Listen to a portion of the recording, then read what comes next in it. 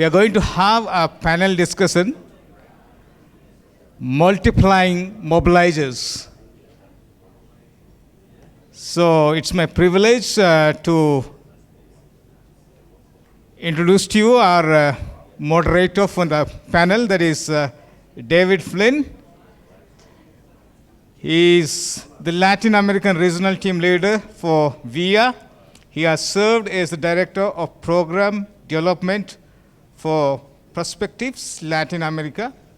He and his wife Liz live and work from Lima, Peru.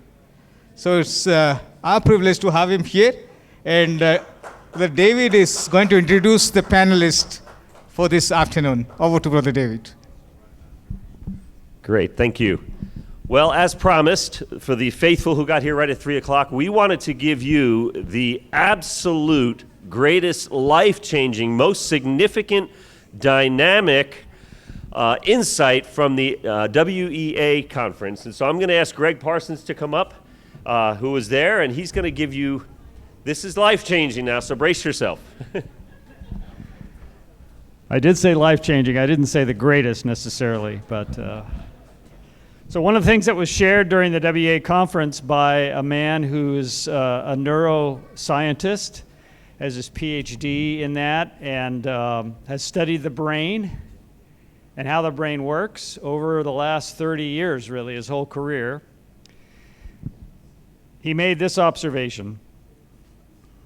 There's a part of the brain, and I can't tell you all the details, he can, that responds to gratitude, to being thankful, and it does good stuff in your brain. Let me just say it the really simple way. It's really good for you. It doesn't matter if you're a Christian or not, okay? Being grateful, being thankful. What they also discovered is it takes 90 seconds to activate that part of the brain. So the insight is this. Every day when you wake up and just before you go to bed, spend 90 seconds thanking the Lord for things. Actually, go ahead and go for 2 minutes. Some people are slower brained than others, I'm sure. But it actually does stimulate things in the brain, not in a way that would keep you awake if you're going to bed, but in ways that are just healthy for us. So that's the life-changing insight. Of course, if you're already thanking the Lord for at least 2 minutes at a time, you're already there. Okay, great.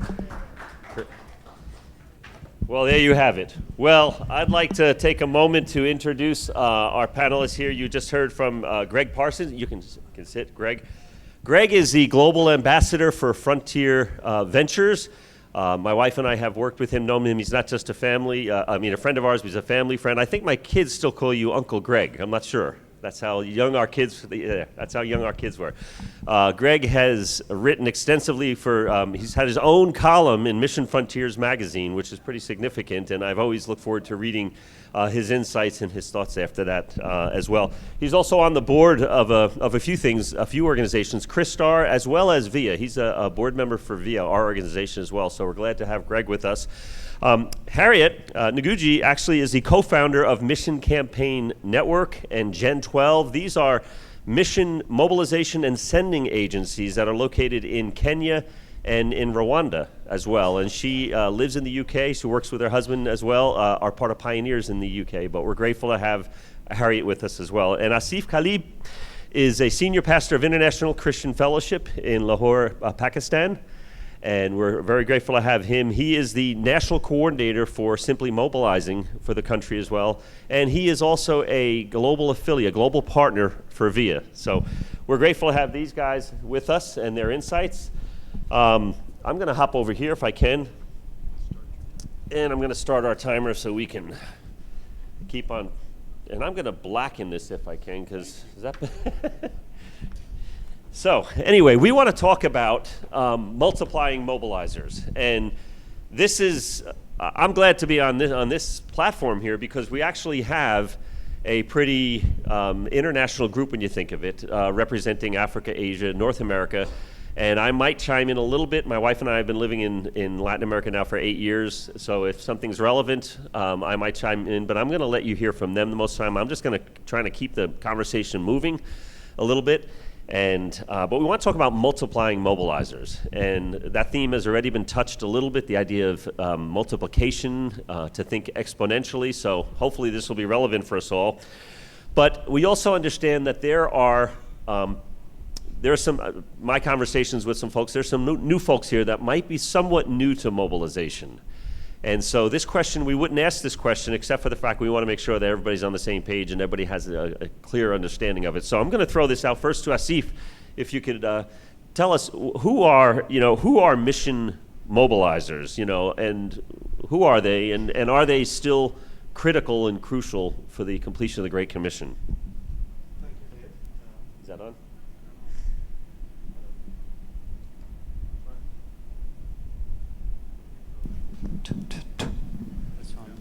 Hello. There we go. Okay, thank you, Dave, for this opportunity to share. First of all, when we talk about mission mobilizers, what I think of, going back to the Great Commission, they are believers who are not only have given their lives to the Lord, but they understand the Great Commission. And many times when we talk about believers, especially in our context, they have a limited understanding of what it involves. Many times it's just they are happy that their names are written in heaven, in the book of heaven, and that's good. And they don't realize what the Great Commission involves. And so someone who knows, who's a believer, and he knows what it means for them to disciple other people and to the ends of the world. And for that, they are committed not only for themselves, but also to see others being mobilized in the same way as well. To stand, are they crucial? Are they still crucial to the fulfillment of the Great Commission? If the Great Commission is still crucial and relevant, then they are also relevant and they're very crucial. Without them, it's not possible. If there would be another way, Jesus would not have given the Great Commission anyway. So in my understanding, they are very crucial for the fulfillment of the Great Commission. Greg, could you add? Thank you, Asif. Can you add something to that? Well, I think if you've been in this much, you realize that in your home churches, in maybe other groups that you know that were excited about you getting involved in missions, and they support you maybe, or they back you in prayer or something, and all of a sudden that group kind of fizzles or doesn't have a leader or doesn't have somebody who's helping them keep the vision, then it dies out. And I've seen this from people who are like the chairman of the missions committee at a church, not a pastor, not a paid person, but a person who was supposed to help to fan the flames of missions in one of my local churches that backs us. And when that person had to leave, there was a vacuum, it kind of dies out. And so it's a fan the flame kind of an issue. There's got to be somebody doing that. And I don't know if you're wanting us to answer whether we need more of them. As long as every church has one, we're fine, amongst those of us that also do it more broadly in other ways. Yeah. Harriet, why don't you add to that, again, just about from your point of view, mission mobilizers, like, who are they? How essential are they in completing the Great Commission? Yeah. They are, as they have said, believers that have a sense of purpose to disciple other believers in being fully on mission with God. And I think they are very crucial. They are part of God's plan. They are not just needed, but they are part of God's plan from the beginning, that there will be people that will help other believers, disciple other believers, because this is discipleship here. Jay had mentioned earlier I guess, the prophetic nature of mobilizers, in a sense. And so we say, do we still need those type of people? Of course we do. So anyway, and we're going to talk a little bit about the profile of a mobilizer in a few seconds as well. But Greg, you had mentioned something, keeping the flame going. Throughout history, there's been times when people said, we need to pull our missionaries home, it's time to stop, and this and that. Is it time to pull mobilizers? Mobilizing in North America, is that something that is dying, or is it something that's growing? Well, I would say it. I hope it's not dying. I think it may be part of the way you look at it. And that's the question of what are we mobilizing people to do? And so, if we're just mobilizing people to be better Christians, obviously we need a lot of those people too. But as we've hinted at already, and this conference is focused on, we're mobilizing people to have a focus on the places on the edges or the fringes of the gospel, the places where the gospel, as far as we can tell as humans, has yet to penetrate and to make an impact. And those are the hardest places, are the ones that are left. And so that takes a different kind of person. And so, every local church, I think, ought to have somebody who has that heart and passion. And maybe all they do is pray and encourage others to pray. And that's all their church can muster, maybe, or they're growing and maturing. But in North America, the church is struggling in different ways, and we could get into lots of details related to that. But I also see a solidification happening around churches that are solid with the gospel and the word, and I think a growing heart for the world, and seeing that in a way that maybe wasn't true 20 years ago. Thanks, Greg. The global mobilization consultations, we've never had one really in the United States, or in North America for that matter. We did have one, the first one in the Western Hemisphere in 2019 in Latin America, in Sao Paulo. Harriet, you and your husband and a number of your colleagues were wonderful hosts in 2015, and one of the reasons why we like to have the GMC in these areas is to kind of give a boost to mobilization in those countries. How in Kenya, but in Africa in general, do you see mobilization growing? I mean, is it something that's dying, or is it something that's growing? I would say it's growing. When I think about when I started in 2010, even saying I am a mobilizer was not making sense to most people.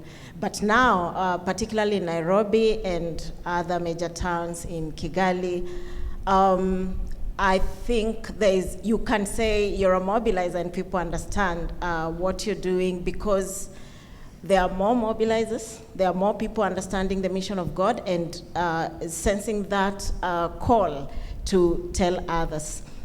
However, there's a flip side to that, and Dr.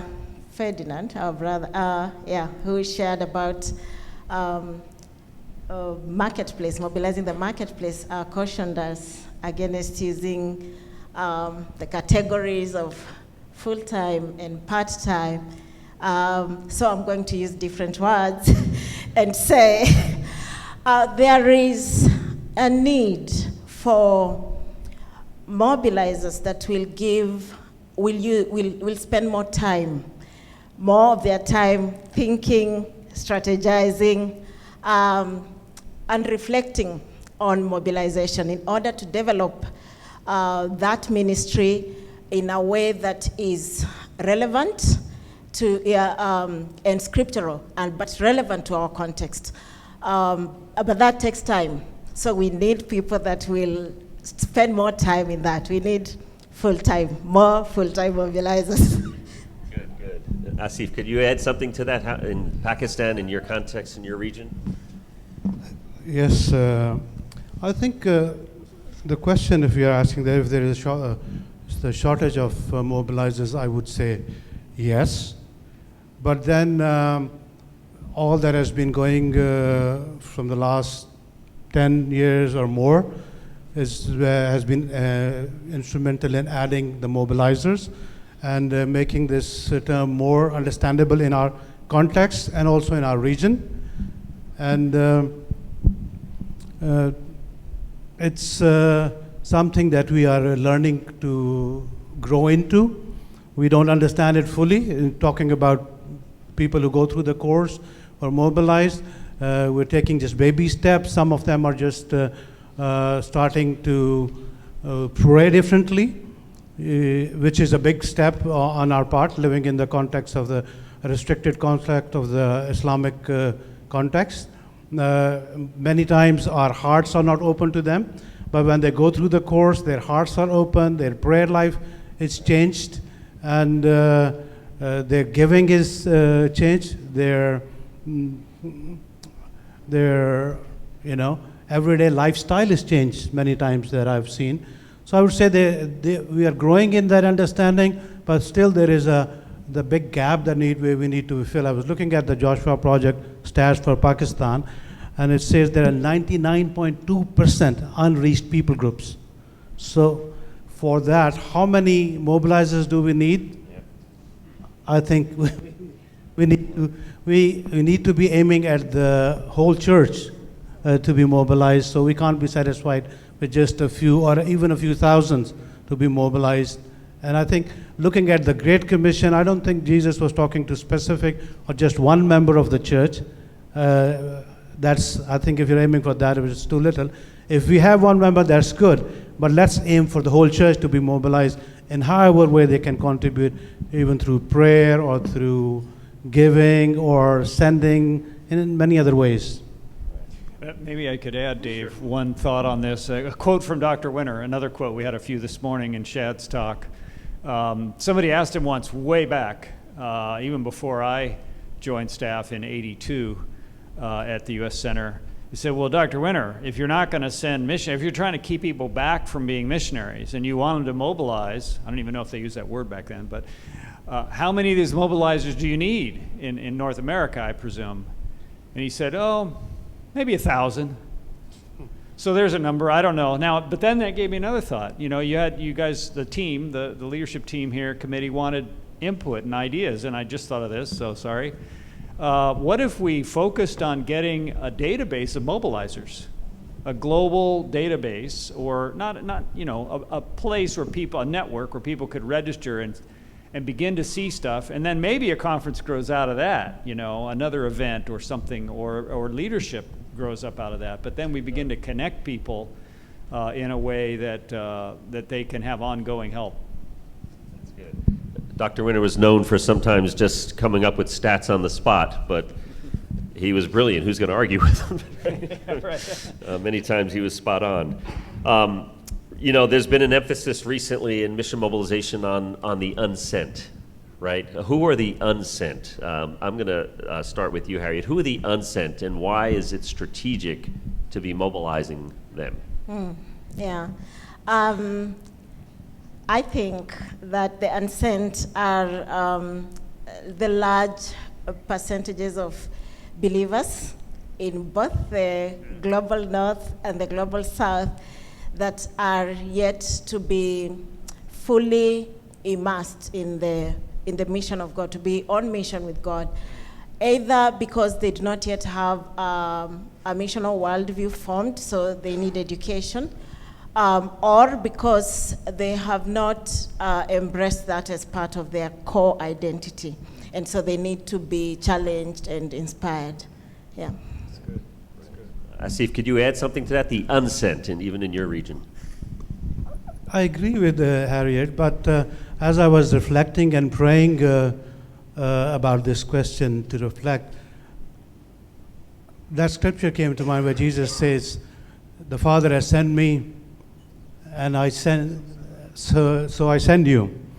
So I don't know if I would use that term or for them, but I agree that it's the church that has not been involved in the mission.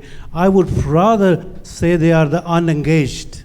We use the unengaged term for the unreached people group who have not been engaged. So these are people who are believers, but they are not engaged in the game of discipleship or reaching, the Great Commission. So I don't know how, but somehow we as leaders need to tell them that they are part of the game, and that is what we do as mobilizers. We don't really invite them or send them. They've already been sent, but we invite them, we show them through the scripture that they have already been sent, they realize their calling, and then they get engaged.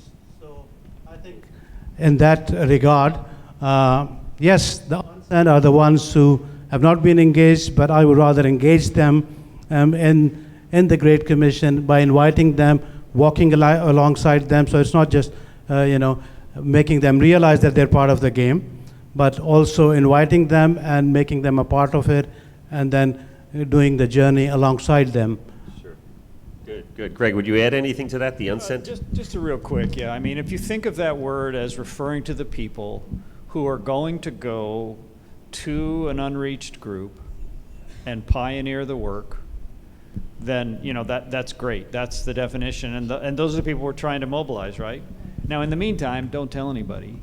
But in the process of mobilizing, you're going to mobilize a lot of other people who won't maybe do that pioneering or frontier work, but they're going to maybe become a mobilizer. They're going to become a prayer. They're going to become a discipler, not cross-culturally, but in their own context. And so I love what Harriet said in terms of getting people engaged. So they're not just cultural Christians. We have way too many of those. We want them all to step up. We know many of them will not step up all the way to cross-cultural work, and that's okay. But that's still what we're shooting for, though. One of the things we're struggling with, I know I am, in mobilization is how do we measure our effectiveness?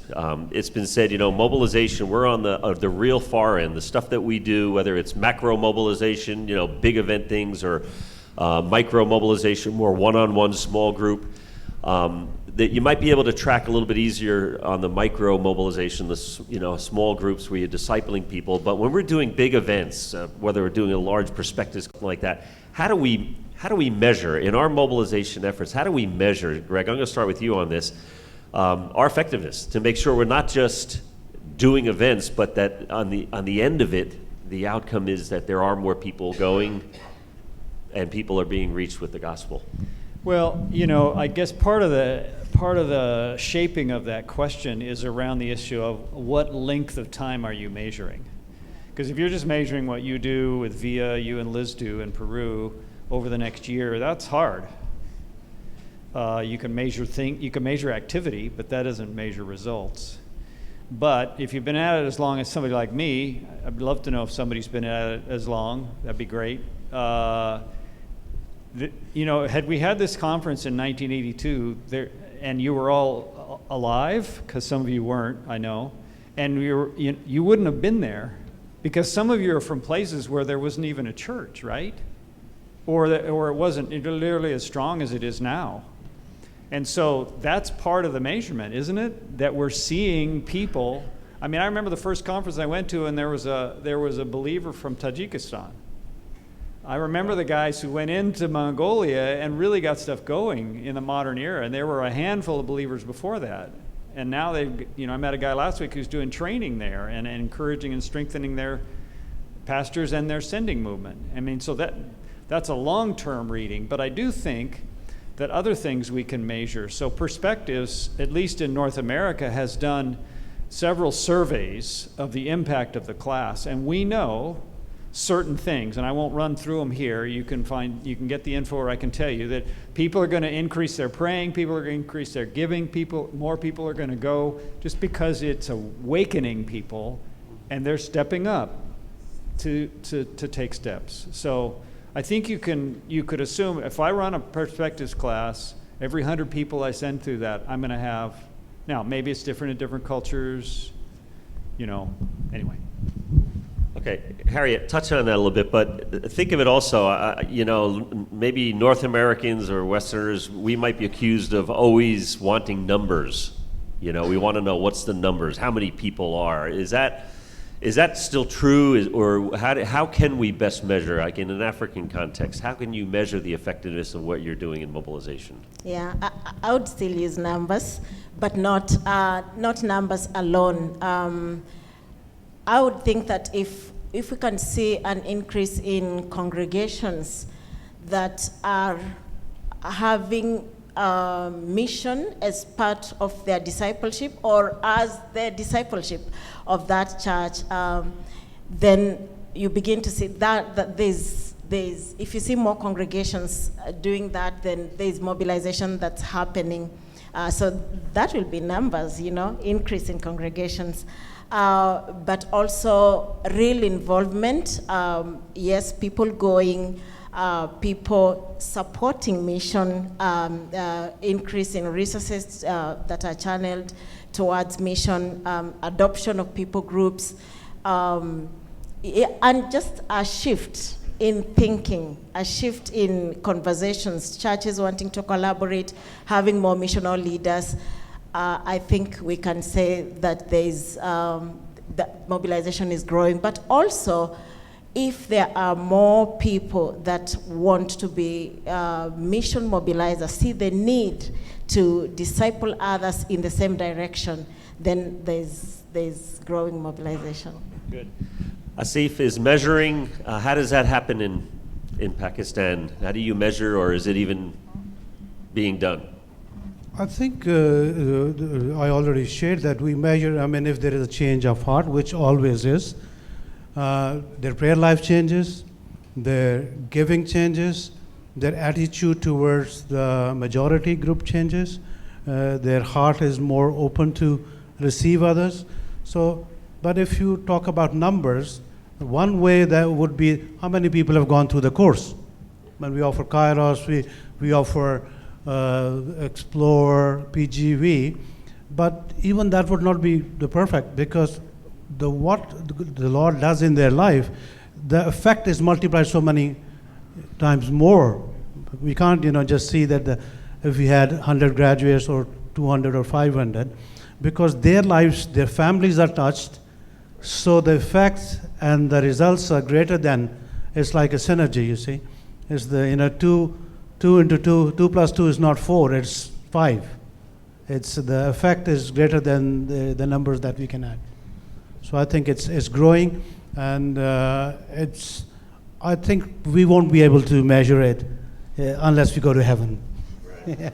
the true results will be, of our efforts and our, by God's grace, will be measured in heaven. We're going to have a session tomorrow on mobilization resources. I, of course, encourage you to be there for that. We're going to hear some of the tools and resources that are being used. So we're changing the question a little bit, because one of the question I was going to ask was, what tools are you using? You're all going to find that out tomorrow. Maybe a better question would be, and we'll start with you on this, Harriet, if we can. What's missing? What tools can we develop? Wouldn't it be like, wow, if we had this would really help in African context, particularly Kenya, but maybe less specifically or more generally in Africa, if we had this or that type of a tool? So there are many tools that we use in Kenya that we have received from the global church, and we are very grateful for that. We would be very far if we did not have those tools to use. So, and many of you here have contributed in that, and we are very grateful. Thank you. But what we still need tools that are speaking more to the context, because most of the tools that we use, they have been very useful, but they are created either in the West or with a lot of Western influence. And so that's good. We've used them, but part of how they have been effective is because we have been using them. And so we do change things here and there. We contextualize some of them with permission. But we do need to have more tools that are created by African mobilizers who are able to think through the context, reflect very deeply, and then come up with those tools. But also we need tools that help believers to engage more with the Bible. I liked the presentation on the first day, that talked that mobilization is effective if you use the Bible. The Word of God is the one that convicts. Now, all tools that we use are very biblical. They are based in Scripture, but they do have an assumption that the person that is being mobilized has some basic biblical knowledge. That's not always true in some of the contexts. I'm talking about Kenya. So we want to, and we are doing this. We are developing tools that are starting with the assumption that maybe some of the people that we are journeying with, even though they have been in church for a long time, have not really been able to engage with Scripture enough. Okay, interesting. Asif, I'd love for you to add to that. What tools could you use in Pakistan, for instance? What would really help mobilization efforts that doesn't exist already? I think the tools that we are already using, like Kairos and PGV and Explore and others, I think they're doing the good job. I don't think we need, but we keep adding to our tools as new tools come up. We're trying to contextualize as well. And I think there's more of a need of a follow-up because, people, when they go through the course, they're very excited, but it needs someone for them to walk the journey, to encourage them, to engage them in the work. So that's what is more needed rather than the tools. Tools, I think they're good. I have not found a person or had a person whose life was. I've had Bible school principals say, after 30 years of ministry, I think after going through this course, I think I'm born again. I mean, many of them, most of the time, we hear these comments. So I would not. We will be adding as new tools are there, new strategies are there, but I think we're doing good with that. Yeah. So you're suggesting he's being born again, is that right? And I'm not suggesting that's that. going I'm to blow just some theological fuses in here. I don't know the about response, that we have. No, Greg, in the U.S., the things that are happening in the U.S. now, the changes in culture, what do you see? I mean, we're using tools that we've been using for a couple decades now. Do we need to change anything? Well, I do think we need to change things, and that's a whole nother seminar. Because, and maybe it's different in your countries, but the reading levels of young people, I don't mean they can't read, but they don't. We talk about the oral cultures that we need to communicate the gospel. Just look at the younger generation in America.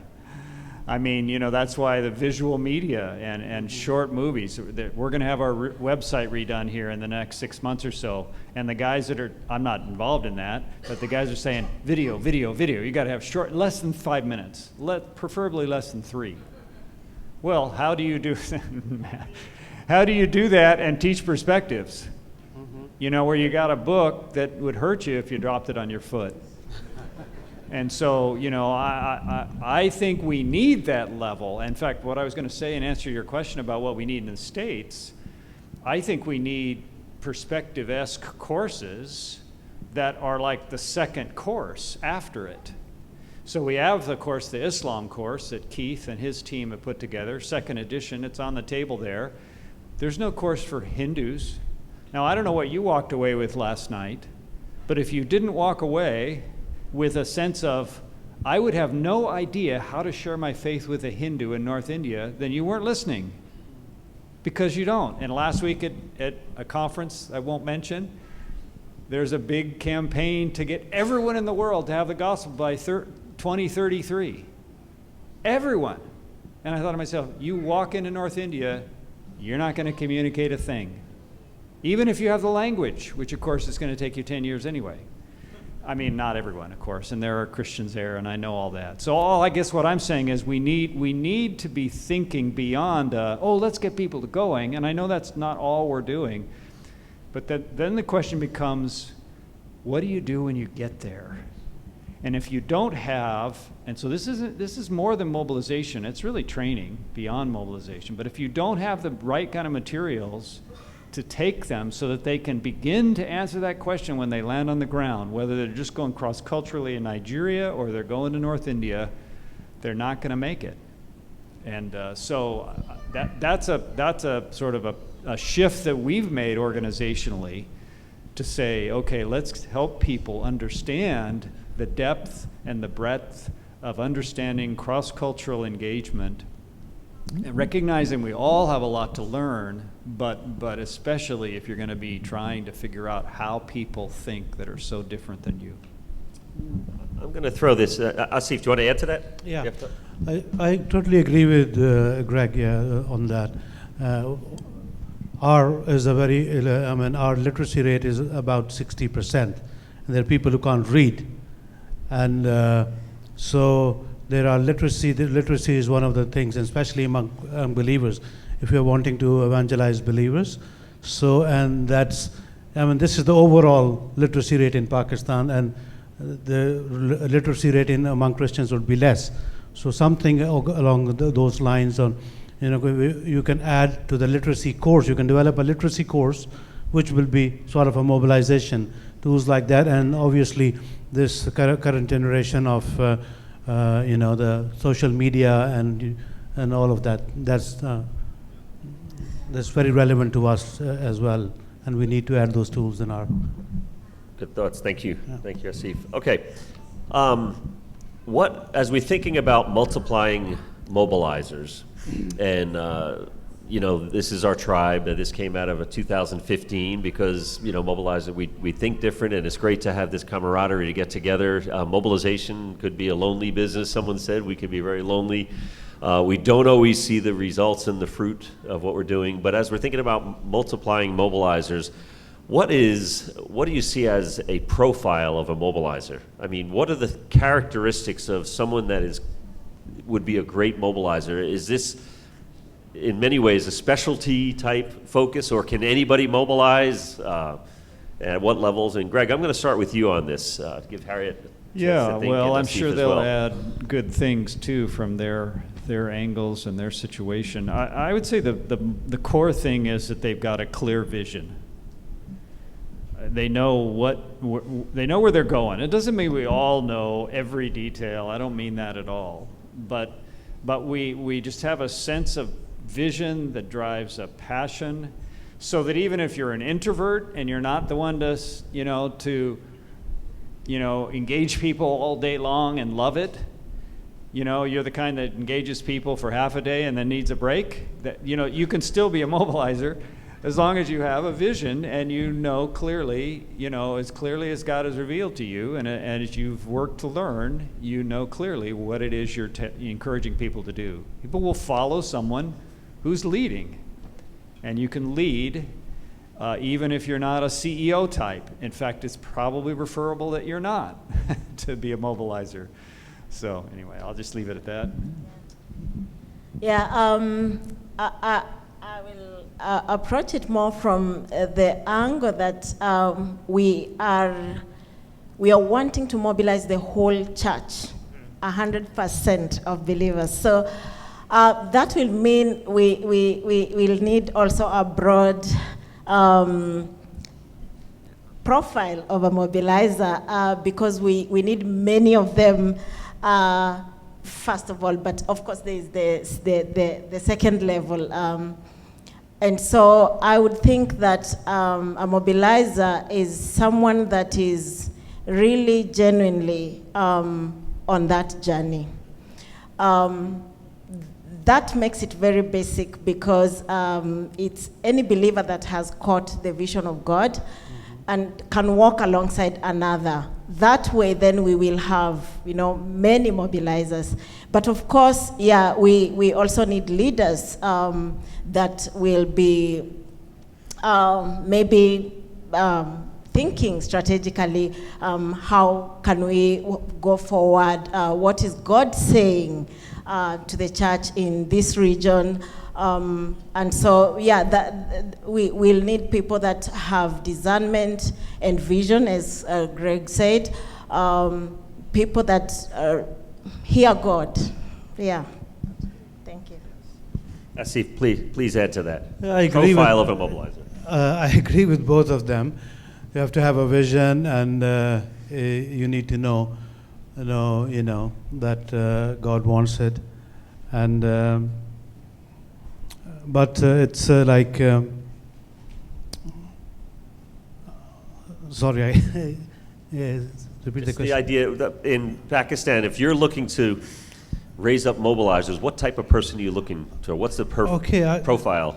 That's right. One thing that I would say is I agree with them, but I would not develop a profile because in order to fit someone in there, it will be difficult, and then many would be left out.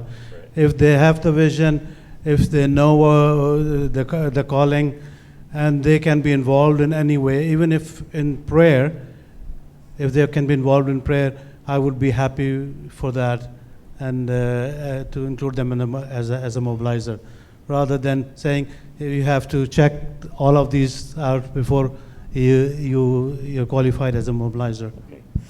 So, I mean, there's a number of us here, perhaps this is what we do full-time. We are full-time mobilizers.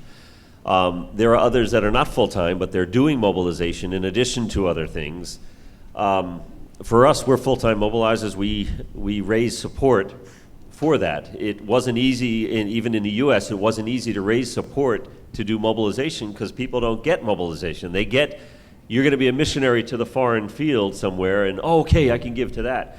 I've seen that also amplified in Latin America with my Latino friends, that has been a struggle for some, not all, but for some, that raising funds to be a mobilizer and you're staying in your country is a difficult thing.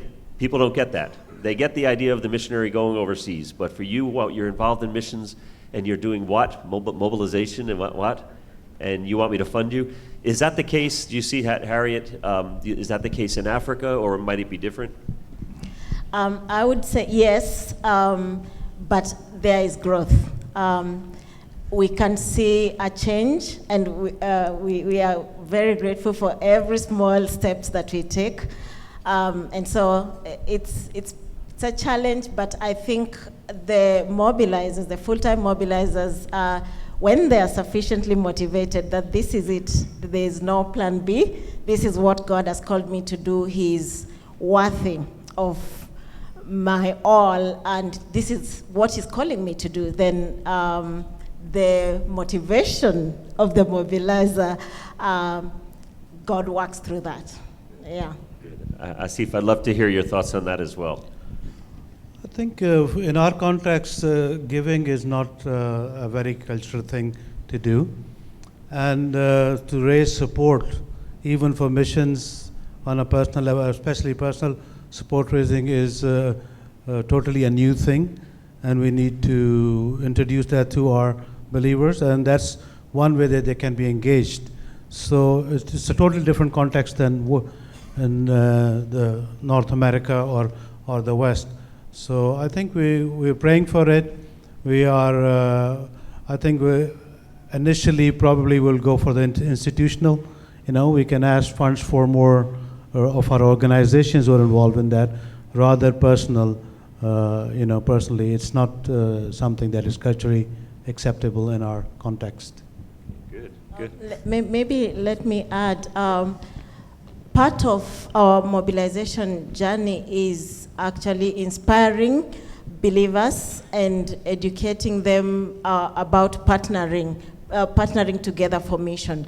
So that has been very helpful because they understand that because now we are in it together, then we have to grow in this together. We have to make this work. It is our job.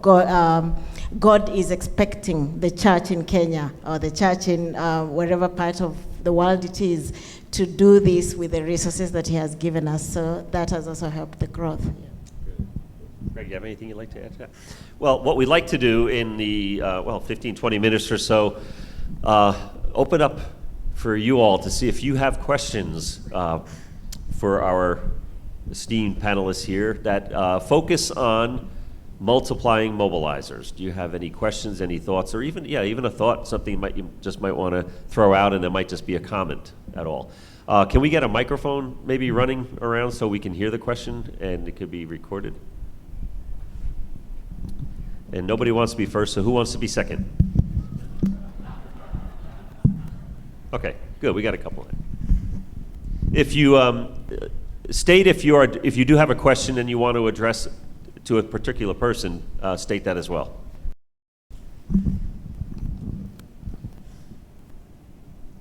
The question has to do with resources for mission mobilization, especially as it has to do with young people. We're discovering that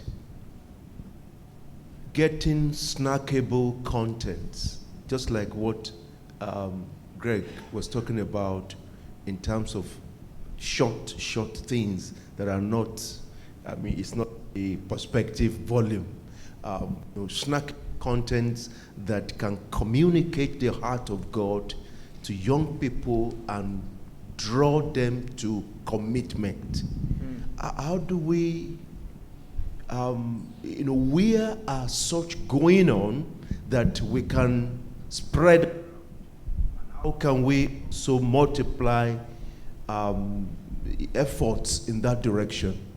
Because it would speak more relevantly to young people. Well, I would say, and others may have different thought, I would say, Mike, that let the young people produce it. Because they're going to figure out how to communicate.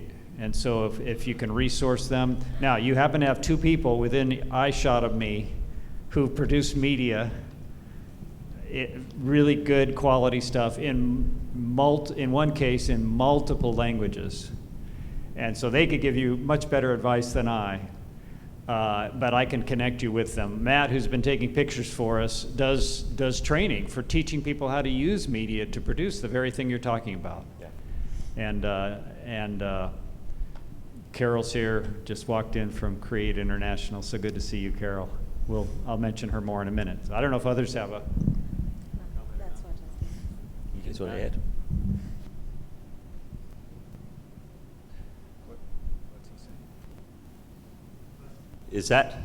Is that the signal? Oh goodness. I thought we had an hour, I'm sorry. Oh, wow. Okay. Can I end with this quick? They're going to give a one-sentence ending here. I have a question that they're going to give a one-sentence ending, and they've been preparing a little bit. But just in general, what would it take to see a great global mobilization movement throughout the world, at the global church? And take God. We can't, to take God, the task is so big. All the tools that we have, all the mobilization we do, we can't exclude him from the team. He should be the captain. So I think that has been sort of the theme throughout, that we should be connecting more with God. Okay. Okay. Harriet, what would you add to that? Yeah, yes, just adding God, yes, but I also think we need us, the mobilizers, to really be consistent, persistent, and really pushing to do this with everything we have, to trust God for this movement, to know that He will work through us, and we will need to give it our all. Great. Greg, global movement? Yeah, actually, I'm going to answer a different question. I want to encourage everybody here with this quick story. You're going to come to an event like this in the future, and somebody's going to walk up to you and say, "Man, I love this thing you did. It really touched my heart. It changed my life," whatever. It's going to happen. My wife and I came on staff. We were working. I was in our media department. Frontier Media, it was called. You could guess it would have frontier in the word, right? And this single gal with YWAM wanted to intern in our Frontier Media department. And that's Carol. She then met her husband on campus, Calvin, and there's a long history to that. In fact, a book about it. But I felt like, wow, later, not right then, I thought, man, I can hand over the media stuff to them. and I'll work on other stuff that God's given me. But I had a little piece in helping to start Create International, I guess you could say, before we even knew the idea. But you're going to invest in people, and they're going to run the race before you, and faster than you, and better than you, and that's great. So, And it is a blessing and encouragement when we get to hear those little reports. But thank you guys all. Let's hear it for them.